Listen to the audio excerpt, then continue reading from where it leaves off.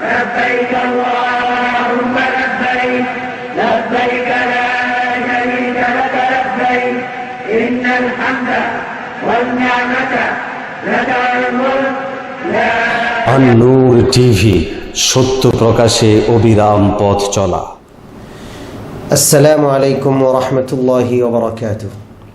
সুপ্রিয় দর্শক ও শ্রোতাবৃন্দ, আপনাদের সকলকে আহলে সুন্নাত ওয়াল জামাত দাওয়া সেন্টার ও আন-নূর টিভির পক্ষ থেকে শুভেচ্ছা ও মোবারকবাদ জানিয়ে আজকে আমাদের আলোচনা আমরা শুরু করছি হজ সম্পর্কে। সম্মানিত দর্শক ও শ্রোতাবৃন্দ, আমরা আপনাদেরকে আজকে হজের ফরজ এবং হজের ওয়াজিবগুলো বলে দিব। যারা আমরা হজ করব, আমাদের অবশ্যই হজের ফরজ এবং ওয়াজিবগুলো জেনে নেওয়া জরুরি।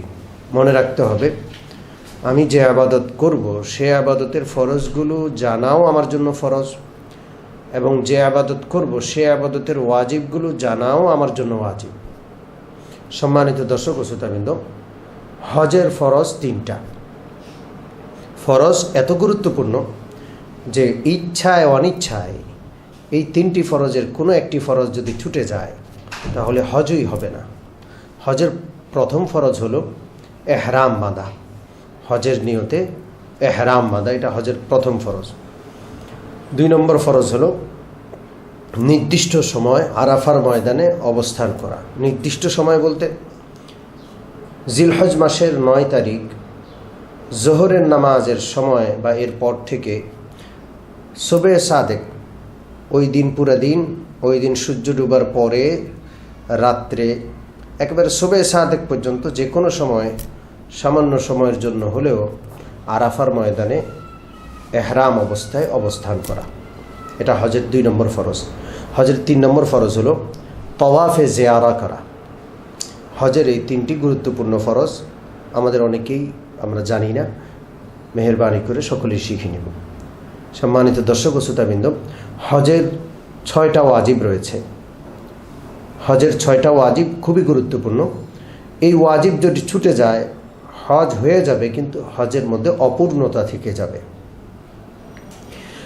ইচ্ছায় অনিচ্ছায় কোনো ওয়াজিব যদি ছুটে যায় তাহলে এর কাফারা হিসাবে হারাম শরীফের এরিয়ার মধ্যে তাকে দম দিতে হবে। বকরি, ভেড়া, দুম্বা এগুলো জবাই করতে হবে আল্লাহর নামে এবং সদকা করে দিতে হবে। এই দম জরিমানা হিসাবে যেন না আসে, হজ যেন অপূর্ণ না থাকে, কোনো ওয়াজিব যেন ইচ্ছা অনিচ্ছায় ছুটে না যায়, এই জন্য আমাদের সকলে সতর্ক থাকতে হবে। সম্মানিত দর্শক ও শ্রোতাবৃন্দ, হজের প্রথম ওয়াজিব হলো মুজদালেফায় অবস্থান করা।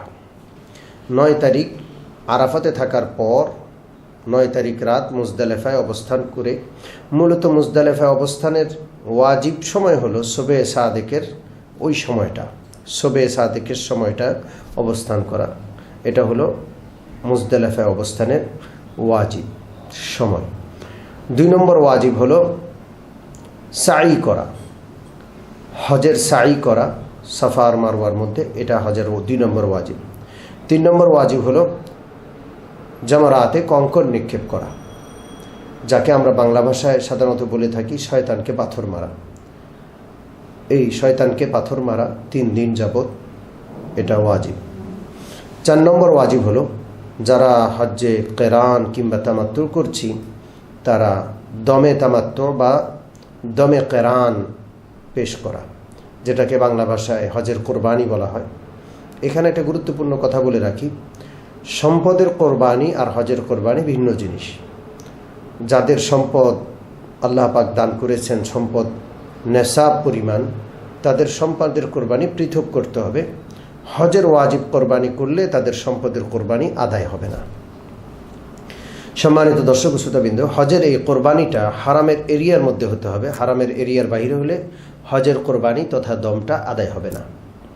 5 নম্বর হলো কোরবানি করার পর হালাল হওয়ার জন্য হলক বা কসর করা, মাথার চুলগুলো কামিয়ে ফেলা অথবা মাথার চুলগুলো কমপক্ষে 1 কর পরিমাণ ছোট করা। যদি কারো চুল 1 কর থেকে ছোট থাকে তাহলে সে আর ছোট করলে হবে না, তাকে কামাইতে হবে, হলক করতে হবে। 6 নম্বর হলো যারা মিকাতের বাহির থেকে হজের জন্য মক্কা শরীফে গিয়েছি তাদের জন্য বিদায়ী তওয়াফ করা। যারা মিকাতের ভিতর থেকে গেছেন তাদের জন্য বিদায়ী তওয়াফ ওয়াজিব নয়, সম্মানিত দর্শক ও শ্রোতাবৃন্দ, হজের এই 3টি গুরুত্বপূর্ণ ফরজ এবং 6টি গুরুত্বপূর্ণ ওয়াজিব আমরা সকলেই স্মরণ রাখবো। আল্লাহ তৌফিক দান করেন। আমি ছোট্ট করে আল্লাহর একজন নেক বান্দা থেকে হজের বিষয়গুলো খুব সহজে শিখছি, যেটা এক কথায় খুব অল্প কথায় শেখা যায়, সেটা আপনাদেরকে বলে দিচ্ছি। সে আল্লাহর নেক বান্দা আমাদের এভাবে হজ শিখিয়েছেন যে হজের মধ্যে কয়েকটা জিনিস মনে রাখলে হবে। জিনিসগুলো সংখ্যা অনুপাতে খুব সহজে মনে রাখা যায়। 3, 4, 5, 6। আমরা তো আশ্চর্য হলাম যে হজরত কি বলেন 3, 4, 5, 6। তিনি আমাদেরকে বললেন 3 হলো হজের 3 ফরজ: এহরাম বাঁধা, আরাফার ময়দানে অবস্থান করা এবং তওয়াফে জিয়ারা করা। 4 হলো হজ আদায় করতে হয় 4টা জায়গায়। কি কি? মক্কা, মিনা, আরাফা, মুজদালিফা। এই 4 জায়গাতেই হজ পালন করতে হয়। 5 কি? হজ পালন করতে 5টা দিন সময় লাগে, 5 দিন সময় লাগে।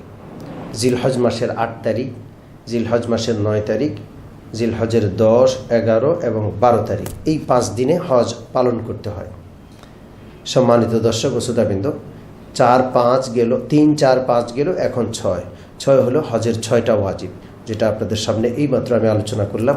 মুজদালিফায় অবস্থান করা, সাফা মারওয়ার মধ্যে সাই করা, শয়তানকে কঙ্কর মারা, দম আদায় করা, অর্থাৎ যারা তামাত্তু কিংবা কেরান হজ করেছি তাদের জন্য কোরবানি করা, এরপরে মাথার চুল কামানো অথবা ছাটানো, এরপরে শেষ 6 নম্বর ওয়াজিব হলো যারা মিকাতের বাহির থেকে হজের জন্য মক্কা শরীফে এসেছি তারা বিদায়ী তাওয়াফ করা।